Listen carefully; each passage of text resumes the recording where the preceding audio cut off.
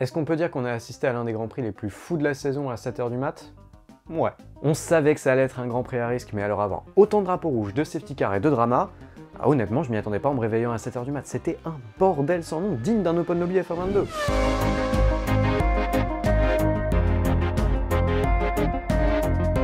Bienvenue dans Track Walk, le format où l'on fait le tour de piste des Grands Prix de Formule 1. On se retrouve pour le débrief du Grand Prix d'Australie, qui fut incroyable dans toutes ses actions, mais aussi, je pense, l'un des Grands Prix les plus chaotiques de la F1 moderne. 3 drapeaux rouges, 3 départs arrêtés, dont un lancé, des safety cars et des virtual safety cars. Je crois que l'on a vu tous les types de neutralisation de la piste ce week-end. On avait malgré tout beaucoup de performances de la part de nombreuses écuries, et on va essayer d'en aborder quelques-unes au cours de cette vidéo.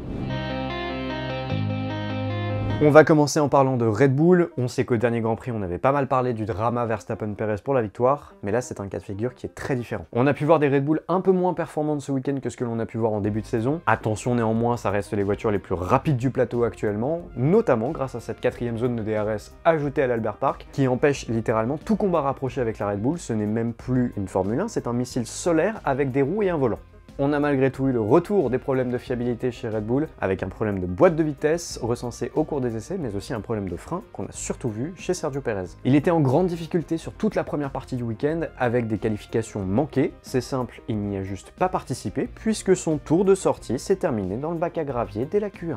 C'était son problème de frein qui avait déjà été recensé au cours des essais libres, qui n'avait pas été réglé, qui l'a donc fait partir dernier du Grand Prix, et même de la voie des stands puisqu'il avait un problème de frein moteur. On a donc dû changer des éléments dans le moteur. Ce n'était mais alors pas du tout le week-end de Pérez, et je pense que la pression pèse sur ses épaules, que ce soit pour le championnat ou même son siège chez Red Bull. Il fait malgré tout une incroyable performance en terminant 5e du Grand Prix en étant parti dernier, avec des tentatives stratégiques plus que délicates, où il a essayé tout de suite de se débarrasser de son changement de gomme obligatoire dès le premier tour avec la première safety car, mais le premier drapeau rouge vient complètement annihiler cette stratégie audacieuse. Il nous a fait une remontada des enfers avec des dépassements avec cette nouvelle zone de DRS, juste au moment des virages 9 et 10, l'une des parties les plus rapides du circuit, où il nous a fait des intérieurs et des extérieurs déconcertantes facilité, la zone de DRS suivante lui permettant de s'échapper complètement de ses concurrents. Il est alors pilote du jour pour un Grand Prix plus que solide et qui a su tirer parti des aléas rencontrés au cours du Grand Prix. Du côté de Max Verstappen, il nous a apporté un petit drama au deuxième départ arrêté de cette course après le drapeau rouge. En effet, on se disait, bon, il a dépassé son emplacement, il devrait avoir une pénalité de la même manière que Esteban Ocon et Fernando Alonso. Mais en fait, son positionnement était légal.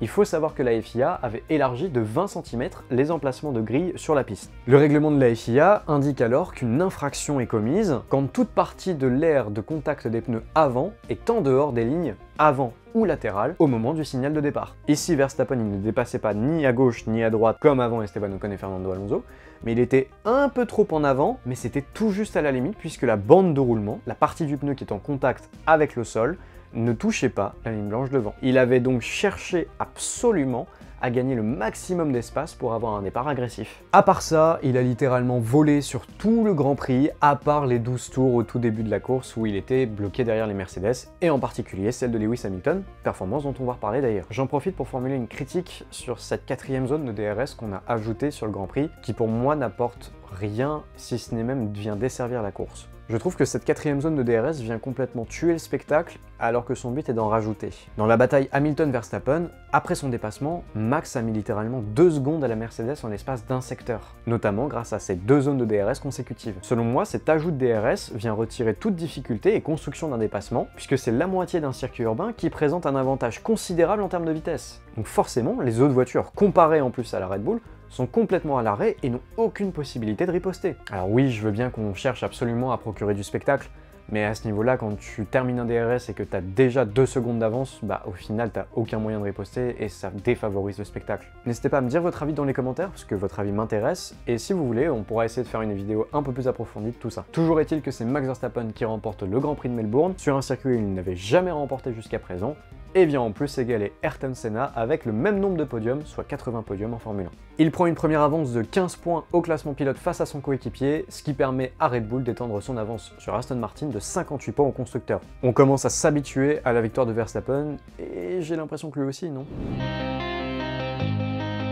On va continuer en parlant de Mercedes, qui pour le coup m'a beaucoup impressionné et que je ne m'attendais absolument pas à ce niveau-là. Déjà, au cours des qualifications, on a vu des Mercedes avec un très bon rythme, allant jusqu'à chercher les premières positions lors de la Q3. C'était alors une première ligne pour George Russell en P2, et c'était une deuxième ligne pour Lewis Hamilton, devant son ancien coéquipier McLaren, Fernando Alonso. On savait tout de suite quelle était la stratégie des flèches d'argent, mettre immédiatement Verstappen derrière les Mercedes afin qu'il se bataille avec un certain Espagnol, double champion du monde, dont la voiture est la seule capable de battre la Red Bull à la régulière. S'ils y arrivaient, les deux Mercedes pouvaient s'envoler ensemble, loin de la bataille derrière, et ça pouvait aller chercher une victoire, voire le doubler. Le départ s'est très bien déroulé puisque George Russell a pris une meilleure impulsion que Max Verstappen, il réussit donc à prendre l'avantage au premier virage à l'intérieur, et Lewis lui emboîte le pas au virage 3, alors que Verstappen freine trop tôt par rapport au virage, j'ai pas compris pourquoi. Mais du coup Lewis, il en profite, il se positionne à l'intérieur de manière très agressive, et ça fait du bien de revoir le septuple champion du monde faire une manœuvre agressive comme ça. Et en plus, c'était très propre. Première safety car suite à l'abandon de Charles Leclerc, les Mercedes décident de rester en piste, mais c'est lors de la deuxième safety car causée par l'accident d'Alex Albon que Russell et Sainz décident de rentrer au stand pour se débarrasser de leur gomme médium. Elles avaient alors un avantage stratégique avec un undercut qui fut complètement annihilé, détruit lors du drapeau rouge causé par cet accident. Mais la FIA a décidé de mettre le drapeau rouge suite à une trop grande quantité de gravier sur la piste et vient donc annuler complètement l'avantage stratégique de ces deux pilotes. Russell est donc 7ème et il a pour objectif de revenir sur le peloton de tête. Mais malheureusement, c'est son moteur qui lâche, tel Lewis Hamilton façon Malaisie 2016, avec un moteur complètement en feu et qui vient causer une virtual safety car. Cela fait particulièrement mal, d'autant plus au vu de la surprenante performance de la Mercedes ce week-end et qu'il y avait la possibilité d'aller chercher de gros points pour le championnat. De son côté, Lewis Hamilton confirme sa position avec une P2, premier podium pour Mercedes, au terme d'une bataille assez folle avec Fernando Alonso qui était extrêmement propre. On a vu un magnifique fair play de la part des deux pilotes après la course.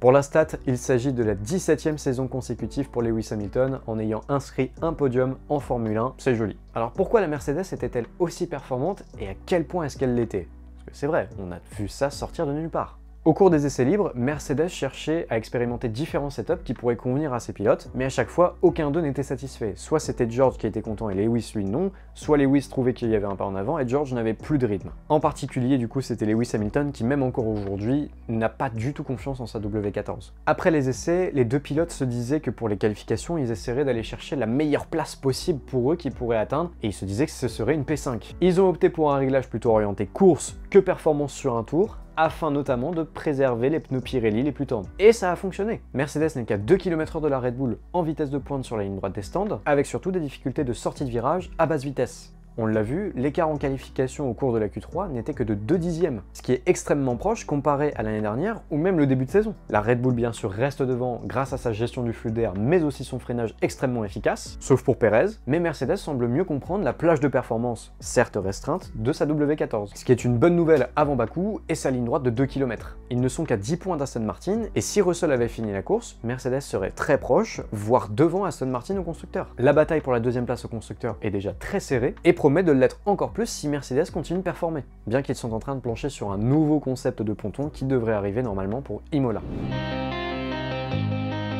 Il faut parler de la non-performance de ces trois écuries parce que très clairement, c'est déchirant. On va commencer par Ferrari puisque Charles ne passe même pas les 3 premiers virages de course et vient déjà la terminer dans le bac à gravier et ça fait très mal. Il essaye de dépasser Lance Stroll par l'extérieur au virage 3, mais il tourne trop tôt, il met alors en sandwich Lance entre lui et Fernando Alonso. Il y a alors contact et Charles se sort tout seul en l'espace de 30 secondes de course. Lance lui arrive tout juste à sauver sa voiture avec aussi un petit contact avec la voiture de Fernando. Ça aurait pu très mal finir.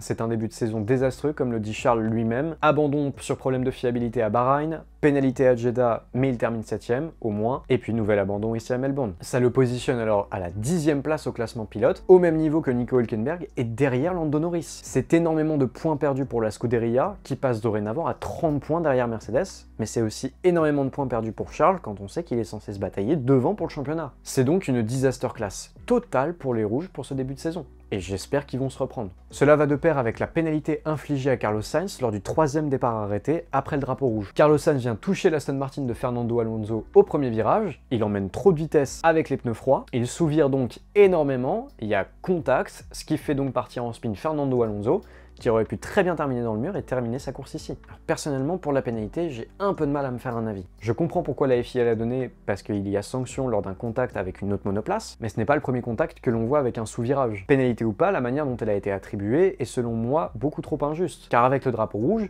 Sainz tombe de la 4e à la 12e place, soit la dernière voiture en piste. Il ne servait donc à rien pour Carlos Sainz de continuer la course après le drapeau rouge. Et d'ailleurs, Fernando Alonso trouve lui-même que la pénalité était trop injuste envers Carlos Sainz. Il aurait été plus juste de lui donner des places de pénalité pour le prochain Grand Prix, pouvant se transformer éventuellement dans une opportunité stratégique pour Ferrari avec des changements de pièces moteurs, plutôt que de réduire à néant sa course alors que tout le monde se suivait en l'espace de 5 secondes avec les 12 dernières voitures en piste qui avaient interdiction de se dépasser lors du dernier tour. C'est clairement dommage pour Carlos Sainz parce qu'en plus il démontrait une très belle performance et une très belle confiance avec sa SF23 tout au long du Grand Prix, avec une très belle remontée suite à l'arrêt avec la première safety car, où l'intérêt stratégique est tombé à l'eau avec le premier drapeau rouge avec l'accident d'Alex Albon. Il était reparti 11e avec de nouvelles gommes dures et faisait une très belle remontée jusqu'à la 4e place, alors que depuis le début de saison, Ferrari ne tenait aucunement ses gommes, en particulier les gommes les plus dures. Ça semblait alors être un week-end sauvé pour la Scuderia, mais la pénalité vient terminer tous les espoirs de points. Cela revient en un 0 pointé pour Ferrari qui peine à remonter alors que tous les autres prennent une avance considérable au championnat. C'est malheureusement le même sort qui fut réservé aux Alpines, encore plus tragique puisque ce sont les deux coéquipiers qui se mettent au tas. Dans la frénésie de la relance et à ce même 3e départ, eh bien les Alpines étaient en mauvaise posture. Gasly freine tardivement au premier virage, il manque de rentrer dans l'arrière de Fernando Alonso et bloque alors sa roue avant droite. Perez aussi manque de rentrer dans Gasly et est obligé de couper le virage. Gasly est obligé de faire un tour dans l'herbe et il peine à revenir en piste et à reprendre de la vitesse. Ocon de son côté, eh bien il prend une mauvaise impulsion.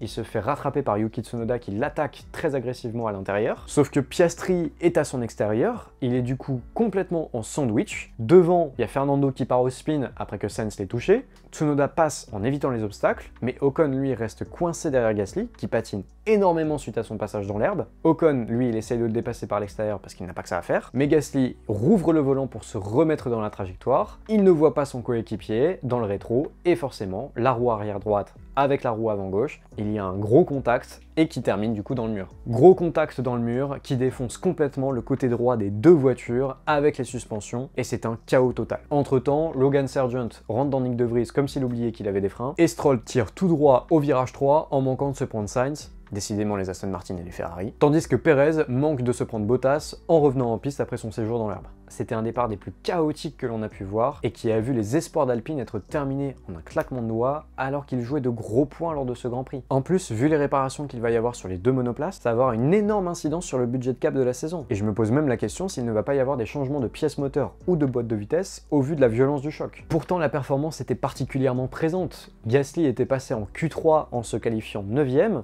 Ocon malheureusement lui était sorti pour 7 millième en Q2 à cause du trafic. Gasly lui jouait très clairement avec les Ferrari, les Aston Martin et les Mercedes au cours du Grand Prix et ça montrait des signes très rassurants pour l'écurie française. Ils avaient opté pour une stratégie agressive dès le début du Grand Prix avec un premier relais de soft, pariant bien sûr sur une safety car qui arriva dès le premier tour. Ocon s'arrête de son côté et met des gommes dures et malheureusement se fait couper dans son élan stratégique comme les autres avec le premier drapeau rouge. Pierre lui ne s'était pas arrêté et ce fut un excellent move de la part du pilote français car ça lui a permis de jouer un top 5 à la régulière. Malgré ce résultat tragique, j'en retiens quand même l'excellente performance de l'Alpine en termes de rythme de course, et j'espère qu'ils seront tout autant tirés parti de la voiture pour Bakou, car il y en a grandement besoin au vu de leur position au championnat constructeur. Leurs 0 pointés, comme Ferrari, les positionnent derrière McLaren, et à un seul petit point de Haas. J'ose espérer que cela n'arrive qu'une seule fois au cours de la saison, parce que même au niveau du budget, ils ne pourront pas se permettre que ça arrive de manière récurrente. J'en parle très rapidement, mais c'était aussi la désillusion pour l'écurie Williams, qui semblait pourtant en très bonne posture ce week-end, avec la Q3 d'Alex Albon qui partait P8.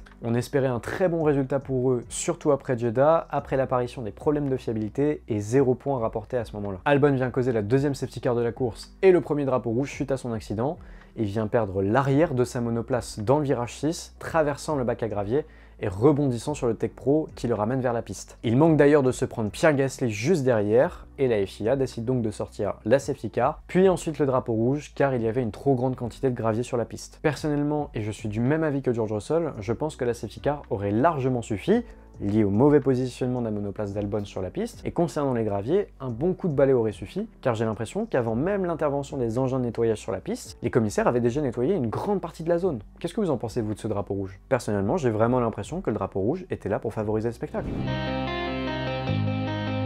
Je vais continuer en vous parlant de Haas et de McLaren, où l'on a particulièrement vu Lando Norris et Nico Hülkenberg se battre pendant plusieurs tours à la fin de la course. On sait que McLaren avait apporté des améliorations à Jeddah et que dans leur malchance, ils n'ont pas réussi à en exprimer le plein potentiel. Mais ce week-end, eh bien, ce sont les deux voitures qui ont réussi à rentrer dans les points et à la régulière. Alors certes, il y avait 8 voitures qui étaient parties au tas, mais quand même, pour apporter des points, il faut déjà terminer la course. et McLaren a réussi. On notera malgré tout que la voiture n'est absolument pas typée pour l'exercice de la qualification, puisque Lando Norris n'est toujours pas rentré en Q3 depuis le début de saison, alors que son coéquipier avait réussi au moment de Jeddah. On a alors vu une très belle bataille entre Nico Hülkenberg et Lando Norris, Norris qui avait le DRS et qui cherchait à trouver l'ouverture, mais semblerait-il qu'il avait du mal dans les sorties de virage, puisque la Haas avait beaucoup plus de facilité à reprendre de la vitesse. On sait par ailleurs que Haas et l'Alfa Romeo avaient tous deux changé leur unité de puissance sur leur monoplace, le moteur Ferrari les ayant très certainement aidés. Norris arrive à être proche de Hülkenberg après une très bonne sortie du virage 11 et décide d'attaquer fermement à l'intérieur du virage suivant, obligeant Hülkenberg d'abdiquer, mais il a décidé de tenir, le forçant du coup à quitter la piste, alors c'est bon,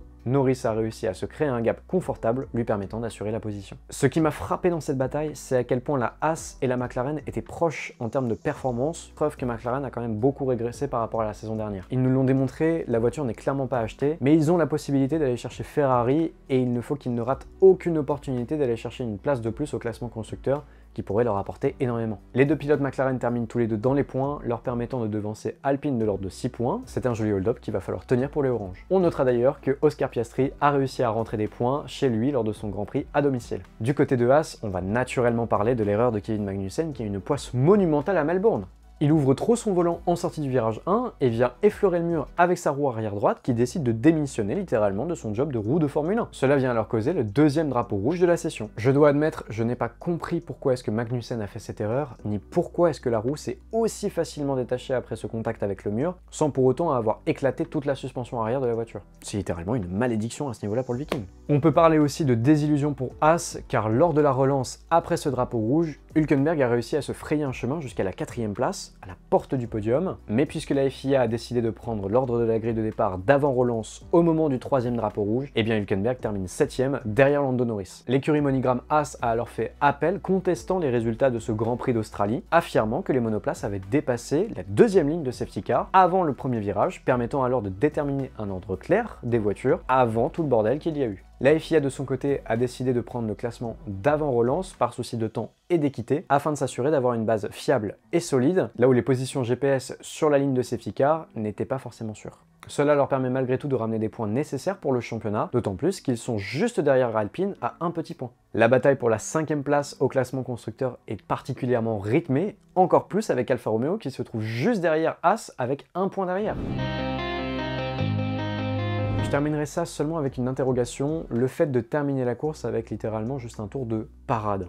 Je veux bien que l'on cherche absolument à terminer la course sous drapeau vert, mais de là à juste faire un tour derrière la safety car et laisser 500 mètres à pleine charge avec l'interdiction de dépasser juste pour éviter de finir sous safety car, bah ça me dépasse complètement. C'est ici où je trouve que parfois la FIA se coince vraiment toute seule dans son propre règlement, parce que là ce n'est plus du spectacle, c'est juste une image pour éviter que le Grand Prix se termine avec les monoplaces derrière la voiture de sécurité. Je ne dis pas que c'est une erreur de vouloir ça, je pense seulement qu'il devrait y avoir la possibilité de finir la course avec 1 ou 2 tours de véritable course. Ça permet d'avoir une véritable bataille au lieu d'avoir un semblant où les voitures doivent juste passer la ligne d'arrivée. Ce n'est que mon avis personnel et cela n'engage que moi. Je sais que nous étions dans un cas très particulier de la course automobile, mais j'ai l'impression que la F1 a la grande capacité à se créer des situations très particulières. Je vous laisse me dire votre avis dans les commentaires parce que votre avis m'intéresse également.